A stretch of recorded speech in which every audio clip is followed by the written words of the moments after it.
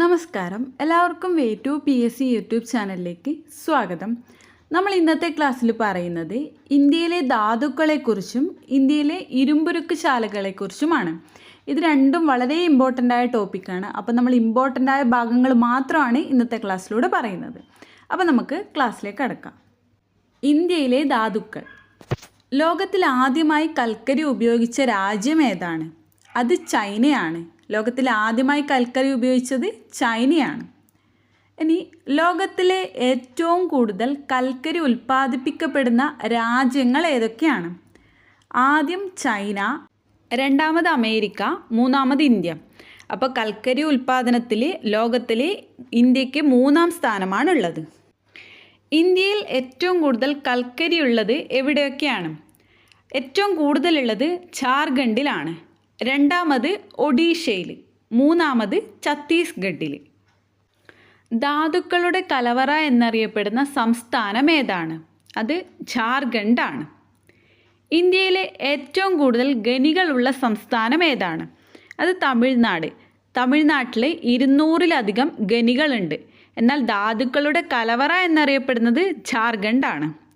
ഇനി ഖനികളുടെ നഗരം അഥവാ കൽക്കരി നഗരം എന്നറിയപ്പെടുന്നത് അത് ജാർഖണ്ഡിലെ ധൻബാദ് എന്ന് പറയുന്ന സ്ഥലമാണ്. ഖനി ഗവേഷണ കേന്ദ്രം സ്ഥിതി ചെയ്യുന്നതും ഈ ജാർഖണ്ഡിലെ ധൻബാദിൽ തന്നെയാണ്. അടുത്തത്, ഇന്ത്യയിലെ ഏറ്റവും വലിയ കൽക്കരി ഖനി ഏതാണ്? ഇന്ത്യയിലെ ഏറ്റവും വലിയ കൽക്കരി ഖനി ജാറിയയാണ്. രണ്ടാമത്തേത് റാണിഗഞ്ച്. ഇന്ത്യയിലെ ഏറ്റവും പഴക്കം ചെന്ന കൽക്കരി ഖനിയും ഈ റാണിഗഞ്ച് തന്നെയാണ്. ഇനി കൽക്കരിയെ നമുക്ക് എത്രയായി തരംതിരിക്കാം? കൽക്കരിയെ നമുക്ക് 4ആയി തരംതിരിക്കാം. അതേതൊക്കെയാണെന്ന് നോക്കാം. Lignite, bituminous, anthracite, peat. ലിഗ്നൈറ്റിൻ്റെ കളറ് ബ്രൗൺ ആണ്. ഇതിൽ 50% കൽക്കരിയാണുള്ളത്. തമിഴ്നാട്ടിലാണ് ഈ ലിഗ്നൈറ്റ് ഏറ്റവും കൂടുതൽ കാണപ്പെടുന്നത്. അടുത്തത് ബിറ്റുമിനൻസ്. ഇതിൽ 40% മുതൽ 80% വരെയാണ് കൽക്കരി ഉള്ളത്. ആന്ത്രാസൈറ്റിൽ 95% കൽക്കരി ഉള്ളത്.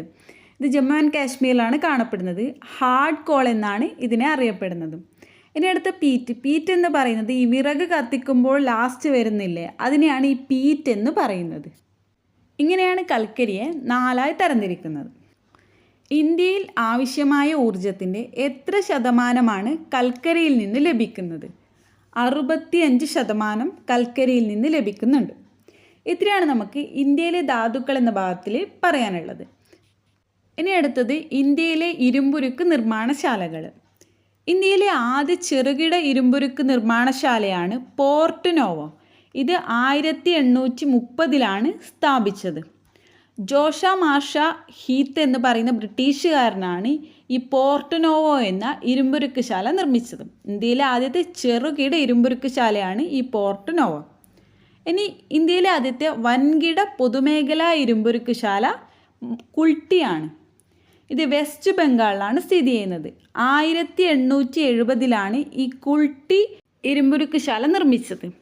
ഈ കുൾട്ടി ഇരുമ്പുരുക്ക് ശാലയുടെ ഇപ്പോഴത്തെ പേര് Indian iron and steel company എന്നാണ്. 2006 മുതലാണ് Indian iron and steel company എന്ന് ഇതിനെ അറിയപ്പെടാൻ തുടങ്ങിയത്. ഇന്ത്യയിലെ ഏറ്റവും വലിയ സ്വകാര്യ മേഖലാ ഇരുമ്പുരുക്ക് ശാലയാണ് TISCO, Tata iron and steel company. ഇന്ത്യയിലെ ഏറ്റവും വലിയ സ്വകാര്യ മേഖലാ ഇരുമ്പുരുക്ക് ശാല. ഇത് 1907-ൽ ജംഷഡ്ജി ടാറ്റയാണ് നിർമ്മിച്ചത്. ഇത് സ്ഥിതി ചെയ്യുന്നത് ജംഷഡ്പൂരിലാണ്. ഈ ജംഷഡ്പൂർ ജാർഖണ്ഡിലാണ്. സുവർണരേഖ നദിക്കരയിലാണ് ഈ ടിസ്കോ സ്ഥിതി ചെയ്യുന്നത്. ഇതിൻ്റെ ഹെഡ് ക്വാർട്ടേഴ്സ് മുംബൈയിലാണ്. ഇനി അടുത്ത് പറയുന്നത് വളരെ ഇമ്പോർട്ടൻ്റ് ആയതാണ്. 2-ാം പഞ്ചവത്സര പദ്ധതി കാലത്ത് ഇന്ത്യയിൽ സ്ഥാപിച്ച ഇരുമ്പുരുക്ക് ശാലകൾ ഏതെല്ലാമാണ്? ഈ 2-ാം പഞ്ചവത്സര പദ്ധതി കാലത്ത് 3 ഇരുമ്പുരുക്ക് ശാലകളാണ് ഇന്ത്യയിൽ നിർമ്മിച്ചിട്ടുള്ളത്. അത് ആദ്യത്തേത് ദുർഗാപൂർ 1959-ലാണ് സ്ഥാപിച്ചത്. ബ്രിട്ടൻ്റെ സഹായത്തോടെ വെസ്റ്റ് ബംഗാളിലാണ് ഈ ദുർഗാപൂർ ഇരുമ്പുരുക്ക് ശാല സ്ഥാപിച്ചത്. രണ്ടാമത്തേത് റൂർക്കേല 1959-ൽ ജർമ്മനിയുടെ സഹായത്തോടെ ഒഡീഷയിലാണ് ഈ റൂർക്കേല ഇരുമ്പുരുക്ക് ശാല സ്ഥാപിച്ചത്. അടുത്തത് ഭിലായ് ഇതും 1959 റഷ്യയുടെ സഹായത്തോടെ ഛത്തീസ്ഗഡിലാണ് സ്ഥാപിച്ചത്. ഇത്രയാണ് ഈ രണ്ടാം പഞ്ചവത്സര പദ്ധതി കാലത്ത് സ്ഥാപിച്ച 3 പ്രധാനപ്പെട്ട ഇരുമ്പുരുക്ക് ശാലകൾ. ഇനി മൂന്നാം പഞ്ചവത്സര പദ്ധതി കാലത്ത് സ്ഥാപിച്ച ഇരുമ്പുരുക്ക് ശാലയാണ് ഈ ബൊക്കാറോ എന്നത്. ഇത് 1964 റഷ്യയുടെ സഹായത്തോടെ ജാർഖണ്ഡിലാണ് നിർമ്മിച്ചത്. അതായത് ബൊക്കാറോ ഇരുമ്പുരുക്ക് നിർമ്മാണശാല. ലോകത്തിലെ ഏറ്റവും കൂടുതൽ ഇരുമ്പയിര് കയറ്റുമതി ചെയ്യുന്ന രാജ്യങ്ങൾ ഏതൊക്കെയാണെന്ന് നോക്കാം. ആദ്യം ഓസ്ട്രിയ, രണ്ടാമത് ബ്രസീൽ, മൂന്നാമത് ചൈന, നാലാമത് ഇന്ത്യ. ഇന്ത്യ 20% ഇരുമ്പാണ് കയറ്റുമതി ചെയ്യുന്നത്. അപ്പോൾ ഇരുമ്പുരുക്ക് കയറ്റുമതി ചെയ്യുന്നതിൽ ഇന്ത്യക്ക് 4ാം സ്ഥാനമാണുള്ളത്, 20%. ഇന്ത്യയിൽ ഏറ്റവും ലാഭകരമായി പ്രവർത്തിക്കുന്ന പൊതുമേഖലാ ഇരുമ്പുരുക്ക് ശാല ഭിലായി ആണ്. ഇന്ത്യയിലെ ഏറ്റവും വലിയ പൊതുമേഖലാ ഇരുമ്പുരുക്ക് ശാല ബൊക്കാറോ ആണ്. ഷിയോനാഥ് നദിക്കരയിലെ ഇരുമ്പുരുക്ക് ശാലയാണ് ഭിലായ്. ഇതാണ് ഇന്ത്യയിൽ ഏറ്റവും കൂടുതൽ ലാഭകരമായി പ്രവർത്തിക്കുന്ന പൊതുമേഖലാ ഇരുമ്പുരുക്ക് ശാല. ഇനി ഭദ്രാവതി നദിക്കരയിൽ സ്ഥിതി ചെയ്യുന്ന ഇരുമ്പുരുക്ക് ശാലയാണ് വിശ്വേശ്വരയ്യ ഇരുമ്പുരുക്ക് നിർമ്മാണശാല. ഇത് 1923 ആരംഭിച്ചത്. അടുത്തതൊരു ഇമ്പോർട്ടൻ്റ് ആയ പോയിൻ്റാണ്. ഇന്ത്യയിൽ ആദ്യമായി പെട്രോളിയം ഖനനം ചെയ്തത് എവിടെയാണ്? അത് ആസമിലെ ഡിഗ്ബോയിലാണ്. ഇന്ത്യയിൽ ആദ്യമായി പെട്രോളിയം ഖനനം ചെയ്തത് ആസമിലെ ഡിഗ്ബോയിൽ. അപ്പോൾ ഇത്രയൊക്കെയാണ് നമുക്ക് ഇന്ത്യയിലെ ധാതുക്കളെക്കുറിച്ചും ഇരുമ്പുരുക്ക് നിർമ്മാണശാലകളെക്കുറിച്ചും പറയാനുള്ളത്.